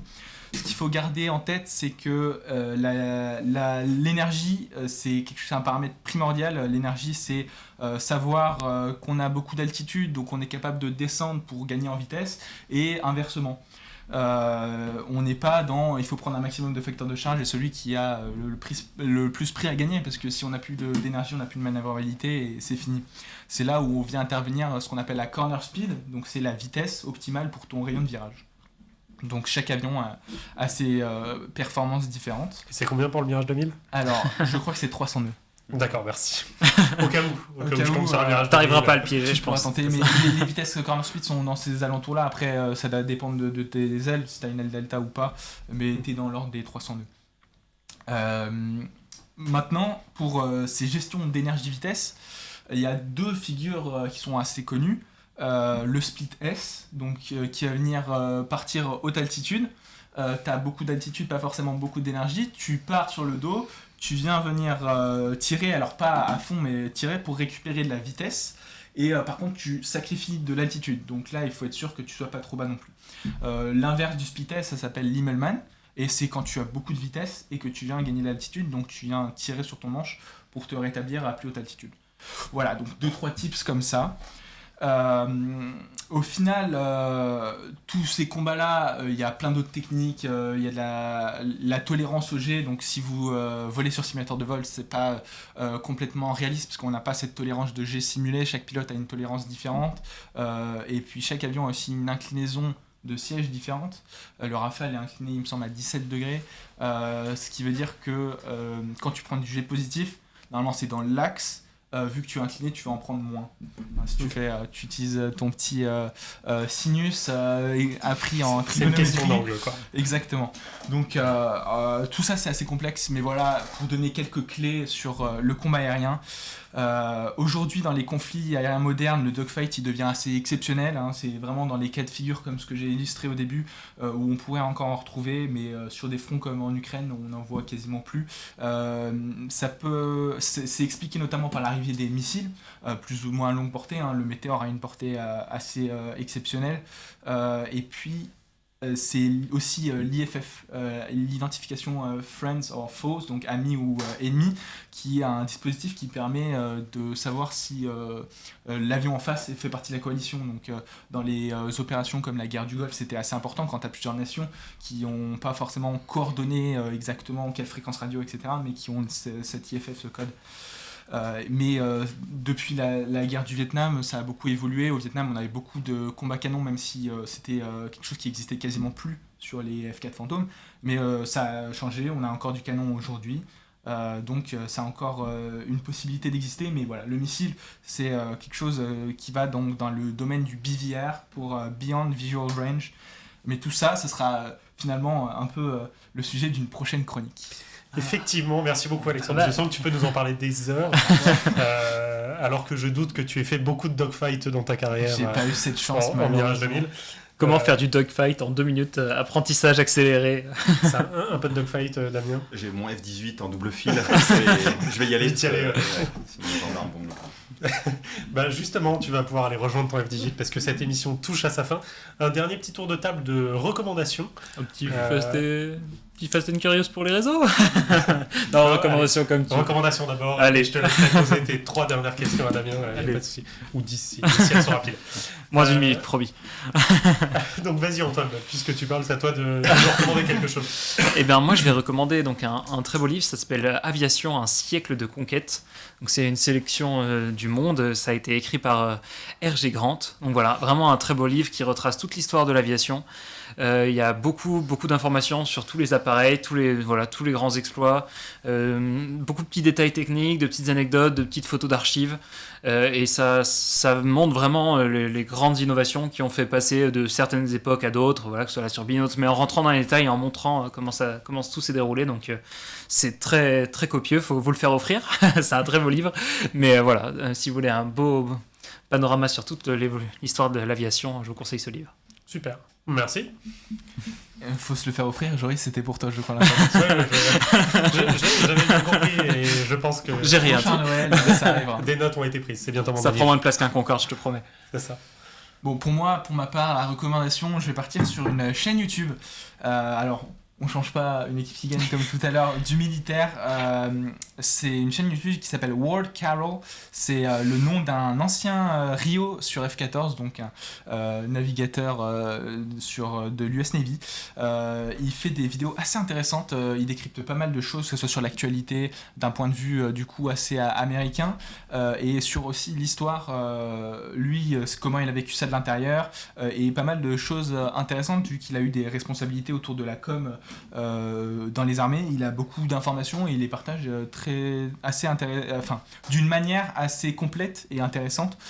S'il y a une vidéo qu'il fallait recommander, moi je parlais celle de l'incident du golfe de Sidra qui était vraiment très complète et très enrichissante. Super, merci Alexandre. Damien, quelque chose à recommander? Mais oui, tout à Allez, fait. régale-nous. Allez.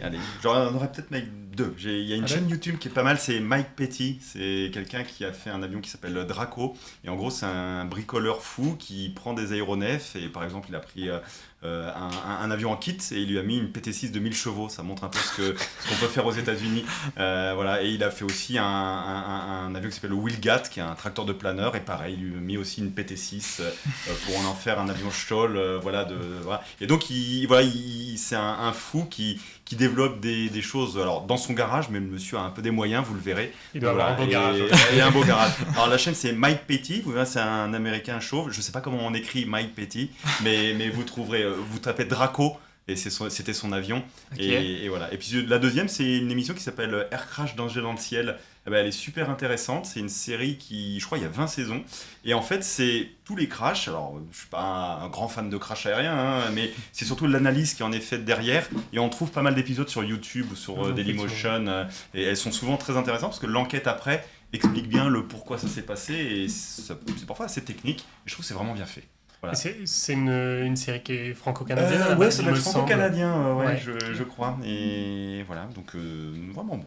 Une Super. petite soirée d'hiver devant un crash aérien. Écoute, vu que tu as fait deux bien recommandations, vendu. je vais me passer d'en faire une. Désolé. Mais je recommande quand même Air Crash, effectivement, comme toi. Alors, je crois qu'elles sont disponibles sur Disney+, toutes. Sur Disney+, Il me semble, les 20 saisons. Complément d'info. À vérifier, mais je sais que je les ai vus passer. Ok, donc à vérifier. Merci Alexandre. Merci beaucoup Damien. Juste avant de nous quitter, Antoine a encore quelques petites rapides questions pour toi. format court. C'est ça. Donc tu dois répondre donc 2 choix à chaque question. Tu réponds que un des deux du coup. Oui ou non? C'est pas Non. un des deux choix. Un des deux choix. Donc voilà, s'il y a vraiment une question, t'arrives pas à décider, t'as le droit à un T'as petit le droit de joker, on te joker. l'accorde, y a pas de souci. Mais Ça va. donc voilà, petit format court. Première question, avion ou hélicoptère? Avion. Thermodynamique ou aérodynamique? Thermodynamique. Plutôt bureau ou atelier? Atelier. Ok. Saint-Cyr ou Toussus? Saint-Cyr. Ok. eVTOL ou avion hybride? C'est dur, ni l'un ni l'autre. Ah, non, je plaisante, Ok. c'est Non, pas vrai. très Avion hybride. non, eVTOL, je dirais eVTOL. Ok. Mondial de l'ULM ou Salon du Bourget? Mondial de l'ULM. Ok. Je préfère les saucisses. Ça marche bien. Puissance distribuée ou plutôt monobloc de puissance? Parce que c'est que la deuxième. Bah plutôt juste puissance, enfin voilà, Ok. puissance centralisée ou puissance distribuée plutôt. Ouais. Allez, puissance distribuée. soyons Ok. fous. Rétrofit d'avion ou nouveaux aéronefs? Rétrofit. Ok. Encore quelques-unes. Plutôt conception ou essai? Essai. On arrive à la fin. Chez Turbotech, on est plutôt entretien en présentiel, en distanciel, comme tu parlais des recrutements tout à l'heure. Présentiel. Ok. Bon voilà, c'était tout pour mes petites questions de ce format court. Super, merci beaucoup Antoine, merci beaucoup Damien une nouvelle fois, merci Alexandre pour toute ta contribution Surtout militaire. merci à toi Joris pour Avec grand plaisir comme toutes d'habitude. tes interventions très intéressantes. Alors on avait Victoire et Adric à la technique aujourd'hui, Merci beaucoup. merci à Nico et Liam pour la préparation de cette émission et on se retrouve dans 2 semaines où nous parlerons Salon du Bourget et Aéronef avec Gilles Fournier, donc sur cette chaîne le jeudi à 20h dans 2 semaines. À bientôt. Merci.